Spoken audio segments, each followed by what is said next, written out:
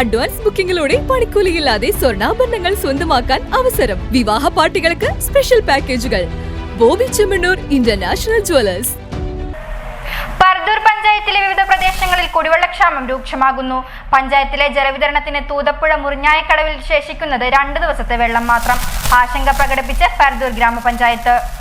കൊടുംചൂടിൽ പുഴയിലെ നീരൊഴുക്ക് നിലച്ചു തുടങ്ങി.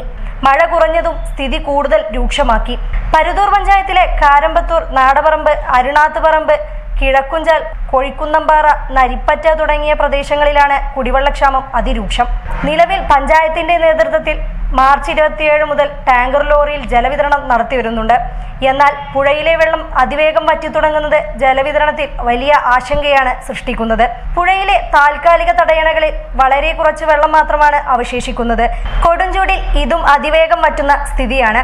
കാഞ്ഞിരപ്പുഴ ഡാമിലെ വെള്ളം എത്തിത്തുടങ്ങിയാൽ മാത്രമേ ഇനി ആശ്വാസമാകൂ.